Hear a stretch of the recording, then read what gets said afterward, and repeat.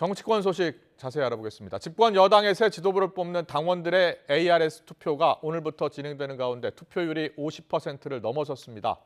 민주당은 이재명 대표 체포 동의안 부결 이후에 당 내분 상황이 계속 이어지고 있는데 최근 입당하는 사람들이 급증하고 있는 것으로 나타났습니다. 국회 취재기자 연결합니다. 엄윤주 기자. 네, 국회입니다. 네, 역대 최고 모바일 투표율을 기록한 국민의힘.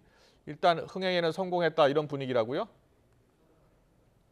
네, 국민의힘은 오늘 오후 낮 1시 기준 ARS 투표까지 반영한 전당대회 투표율이 50.49%로 집계됐다고 밝혔습니다. 내일 오후 6시까지 투표 미참여자에 대한 ARS 투표가 진행되는 만큼 당 안팎에서는 최종 투표율이 60%에 육박할 거라는 전망도 나옵니다. 이렇게 높은 투표율에 대한 후보들의 동상이몽 해석은 제각각이었습니다.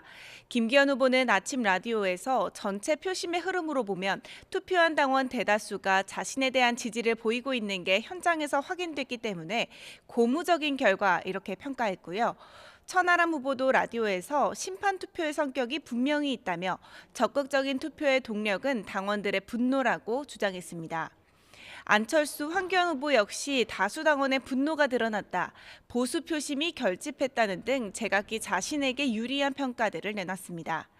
이런 가운데 대통령실 관계자들이 참여한 대화 메신저에서 김기현 후보를 지지하고 안철수 후보를 비방했다는 의혹을 두고 후보 간 거센 공방이 이어지고 있습니다. 안 후보는 오전 긴급 기자회견을 열고 대통령실이 당대표 경선에 개입한 건 중대한 범법행위라며 법적 조치를 경고했습니다. 들어보겠습니다. 어떤 사람들이 가담했는지 즉각적으로 확인해서 오늘 중으로 입장을 밝혀야만 합니다. 분명한 답변을 내놓지 않는다면 법적인 조치가 뒤따를 수밖에. 여기에 천하람 후보도 대통령실 개입 의혹을 집중적으로 부각하면서 가세했는데 들어보시죠. 대통령실에서 김기현 후보가 얼마나 못 믿어오면은 저렇게까지 하겠습니까? 쉽게 얘기하면 대통령실로 하여금 범죄 행위를 할 수밖에 없는 상황에 밀어넣은 겁니다. 그러자 나경원 전 의원과 이른바 김나 연대로 막판 표심 결집에 나선 김기현 후보도 가만히 있지 않았는데요. 다만 의혹에 대해서는 말을 아꼈는데 들어보겠습니다. 천하람 후보는 늘 남 비판하는 것만 계속하고 계신데 제발 자기 실력 좀 보여주시면 좋겠습니다. 다만 그 사실관계가 어떤지에 대해서 제가 자세히 잘 모르기 때문에 오늘과 내일 이틀간 마지막 ARS 투표가 이뤄지는 만큼 선두를 굳히려는 김기현 후보와 결선 투표에서 역전을 노리는 안철수, 천하람, 황교안 후보의 사활을 건 여론전이 계속 이어지고 있습니다. 민주당 상황 알아보겠습니다. 체포동의안 표결 뒤에 당의 내용이 계속되고 있는데 당원들이 급증하고 있다고요? 네, 이재명 대표 체포동의안 표결 이후 여세 동안 당원 2만 3천여 명이 신규 가입한 것으로 나타났습니다. 대부분 이재명 대표 지지자인 것으로 보이는데 당 내홍은 가라앉지 않고 있습니다. 이재명 대표의 거취를 두고 자리를 지켜야 한다, 결단해야 한다는 의견이 엇갈리고 있는데 들어보시죠. 총성 없는 전쟁 중에 민주당 대표를 지키느냐 마느냐, 이거 총성 없는 전쟁 중인데 전쟁 중에는 내부 총질을 멈추고 똘똘 뭉쳐야 되지 않겠습니까?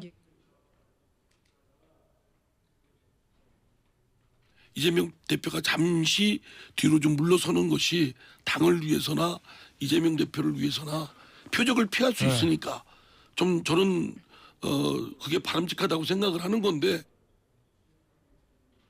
일단 지난 주말 강성 지지자들에게 자제 요청을 당부한 이재명 대표는 자신을 둘러싼 거취에 침묵을 이어갔습니다.